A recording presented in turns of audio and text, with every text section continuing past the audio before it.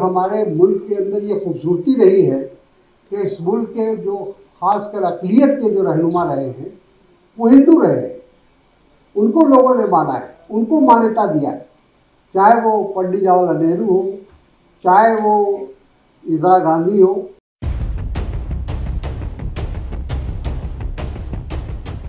ये सेमिनार अब अपने आखिरी दौर में पहुंच चुका है, इसलिए मैं अपनी बात को बहुत ही मुख्तसर तौर पर कहना चाहूँगा। सबसे पहले तो मैं अपने आए हुए तमाम मेहमान जनाब जावेद अली साहब जो राज्यसभा के माननीय सदस्य हैं, हमारे बीच में संजय सिंह जी आए थे, वो भी राज्यसभा के सदस्य थे। आदरणीय जॉन दयाल जी हैं, आशुतोष जी जो इस मुल्क के बहुत ही माने जाने एक पत्रकार हैं, और के.सी. मित्तल साहब जो बार एसोसिएशन के अध्यक्ष भी रह चुके हैं, और माया जी हैं, डॉक्टर रतन लाल जी जो हमारे पहले स्पीकर थे और उन्होंने तमाम बातों पर रोशनी डाला, सुरेंद्र कोहली जी हैं, और जो इस आज के जलसे, आज के इस सेमिनार को सजाने में, बनाने में जिन लोगों का रोल है, और उसमें हमारे दिल्ली प्रदेश के सदर परवेज़ मियाँ साहब हैं जिन्होंने बहुत मेहनत की है, उनके तमाम साथियों ने मेहनत की है। हमारे हैरतुल्ला साहब हैं जो हमारे कौमी तंजीम के कौमी जनरल सेक्रेटरी हैं, मोहम्मद अहमद साहब हैं, और सभी लोगों का मैं फर्दर नाम लेना मुनासिब नहीं समझता हूँ, और मैं आप सबका शुक्रिया अदा करता हूँ। जो लोग यहाँ तशरीफ़ फरमा हैं उनका भी शुक्रिया अदा करता हूँ। ये जो आज का सेमिनार था, इसका मकसद खुद ही जो हमारे मेहमान हजरात आए थे, उन्होंने बहुत तफसील से उस पर रोशनी डाली है और उसको बताया है कि आज के मौजूदा दौर में जो हालात है उस पर किस तरह से काबू पाया जा सकता है या किस तरह उसका मुकाबला किया जा सकता है। कौमी तंजीम जिसकी बुनियाद 1982 में रखी गई थी, और तब से लगातार जब भी मुल्क के हालात बिगड़ते हैं, कोई भी ऐसी बात सामने आती है जो हमारे समाज के लिए, मुल्क के लिए, कौम के लिए जो एक ख़तरा महसूस होता है, तो हम लोग उसको हमेशा उस पर आवाज़ उठाते रहे हैं। बहुत पहले हम लोगों ने एक आंदोलन चलाया था कि नफरत छोड़ो भारत जोड़ो, और ये बहुत पिछले 10 साल से हम लोग उस प्रोग्राम को चला रहे थे, और जहाँ तक हम लोगों की सलाहियत है, हमारी संगठन की सलाहियत है, उसी के तहत में हम लोग ये सब काम करते रहे। कहने का मतलब यह है कि कोई पहली बार हम लोगों ने इस तरह का सेमिनार नहीं ऑर्गेनाइज किया है, बल्कि लगातार जब जब हम लोगों ने सोचा, महसूस किया कि समाज को, मुल्क को ज़रूरत है, तो हम लोगों ने अपनी पूरी ताकत से उसका मुकाबला करने का काम किया है।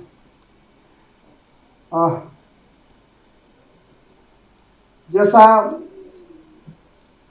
अभी लोगों ने अपनी बात कही है, ख़ास तौर पर हमारे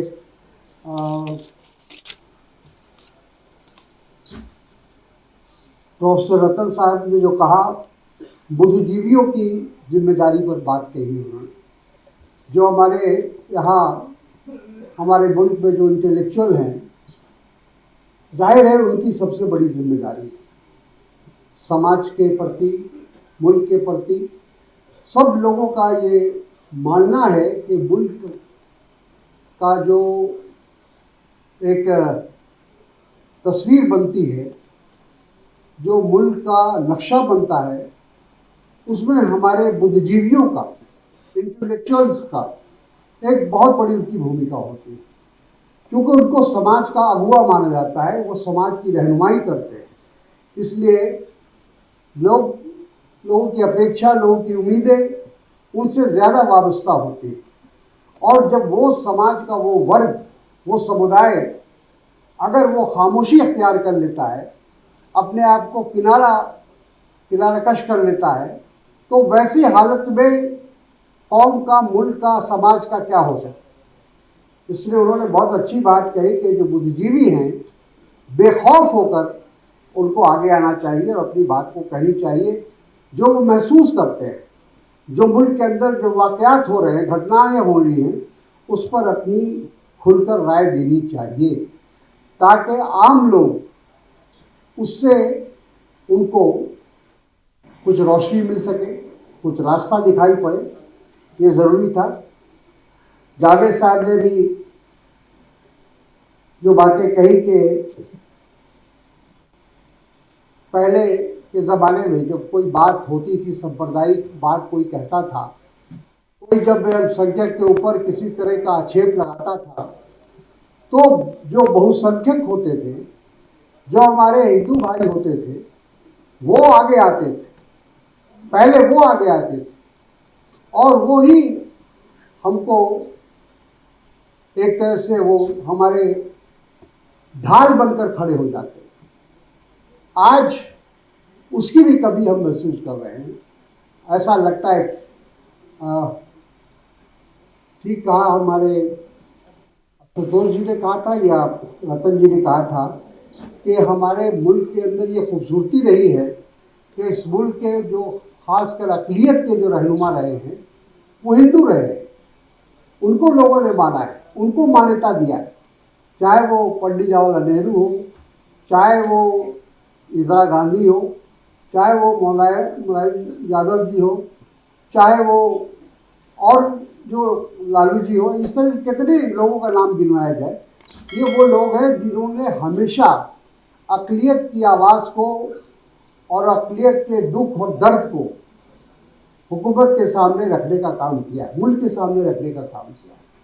तो कहने का मतलब ये है कि ऐसे लोगों की ज़रूरत आज भी है और बहुत शदीद है, क्योंकि आज जो मुल्क के हालात हैं, जिस तरफ से हम गुजर रहे हैं, वो बहुत ही गलत रास्ते पर जा रहा है। और संतोष जी ने भी बहुत अच्छी बात कहा कि संविधान की रक्षा, सही मानों में हम सब की हिफाजत, हम सब का मुस्तकबिल, भविष्य इस बात पर निर्भर करता है कि हमारा संविधान बचता है या नहीं बचता है।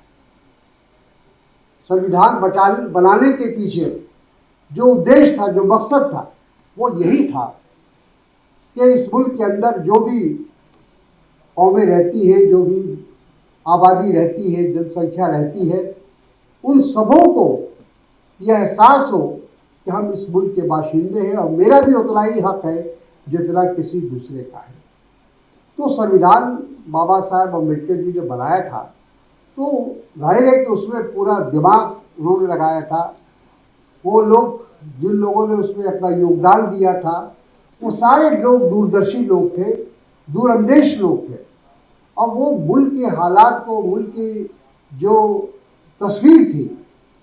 जो बनावट थी, उसको वो बहुत नज़दीक से समझते थे और देख रहे थे। वो जानते थे कि अगर इस मुल्क को अगर बचाना है तो इस मुल्क को एक ऐसा आइन देना चाहिए, ऐसा संविधान देना चाहिए जिसमें सभी लोगों को इस बात का एहसास हो कि हम इस मुल्क के बाशिंदे हैं और इस मुल्क में मेरी भी हिस्सेदारी है। तो ये ज़रूरी है। आज हम लोगों को कौमी तंजीम ने हमेशा, जैसा मैंने कहा कि इन बातों को उठाने का काम हमने किया। जो भी हमारी ताकत है, जो भी हमारा संगठन है, हमने हमेशा इस बात की कोशिश की है कि लोगों तक अपनी आवाज़ पहुंचाई जाए। और यहाँ इस मंच पर आपने देखा कि हमने सभी कोशिश की, तमाम धर्मनिरपेक्ष जो हमारे लीडर हैं, जो अपने अपने पेशे में जिनकी अपनी एक हैसियत है, वैसे तमाम लोगों को बुलाया, सियासी लोगों को भी बुलाया और गैर सियासी लोगों को भी बुलाया। तो उस मेरे बुलाने का मकसद यही था कि तमाम लोग खासतौर पर जो इंटेलेक्चुअल है, पढ़े लिखे लोग हैं, जो समाज में अपनी एक हैसियत रखते हैं, ऐसे लोग अगर आगे बढ़कर हमारी आवाज़ नहीं बल्कि हम कहेंगे मुल्क की आवाज़ को आगे बढ़ाने का काम करें, तो मैं समझता हूँ कि बहुत सारे मसाइल का हल निकल सकता है, बहुत सारी मुसीबतें टल सकती हैं। लेकिन अगर हम सब लोग इस इंतज़ार में रहेंगे कि पहले आप, तो हमारा जो मकसद है वो कभी पूरा नहीं हो सकता। हर आदमी को अपने अपने फ़राइज़ अंजाम देने होंगे, तभी जाकर मुल्क बचेगा और मुल्क का आइन बचेगा और मुल्क के अंदर अमन और अमान बचेगा। ये बात सही है कहा कि जिससे रास्ते पर अभी हमारे जो भारतीय जनता पार्टी है या संघ परिवार है या मोदी जी है या उनकी सरकार है, जिस रास्ते पर मुल्क को ले जाने की कोशिश कर रही है, ये आने वाले खतरे का एहसास दिलाता है। कहाँ जा रहे हैं हम, किस तरफ जा रहे हैं। नफरत और घृणा की एक इंतहा होती है, उस इंतहा को भी पार करने की कोशिश हो रही है। तो आप सबसे गुजारिश है कि इस तरह के सेमिनार, इस तरह की संगोष्ठी हमेशा होती रहनी चाहिए और जिसकी जो हैसियत है, हमने जैसा कहा कि कौमी तंजीम अपनी हैसियत के मुताबिक जब हमने महसूस किया कि कोई ऐसा ख़तरा सामने मंडरा रहा है, तो हमने आवाज़ उठाने की कोशिश की और लोगों को हमने लब्बैक किया। तो ऐसा मैं आप सबसे उम्मीद करता हूँ कि आप सबका आप यहाँ आकर आप लोगों ने हमारी हौसला अफजाई की है, हिम्मत बढ़ाया है कौमी तंजीम का, और हम भी आपको यकीन दिलाते हैं कि अपनी हैसियत के मुताबिक, अपने संगठन की ताकत के मुताबिक हम इस काम को अंजाम देते रहेंगे और इसी तरह से लोगों को जगाने का काम करेंगे। खास कर जो बुद्धिजीवी हैं उनको जगाने का काम हम करेंगे और उसी दिशा में हम आगे बढ़ते रहेंगे। तो मैं अपनी बात यही ख़त्म करता हूँ और तमाम हजरात का जो बाहर से हमारे तशरीफ़ लाए हैं, जो दिल्ली के हमारे साथी हैं और सब लोग अलग अलग पेशे से जो लोग यहाँ तशरीफ़ फरमा हैं और हमारी बहनें भी जो आई हैं, मैं उनका भी शुक्रिया अदा करता हूँ। खुदा हाफिज़, जय हिंद।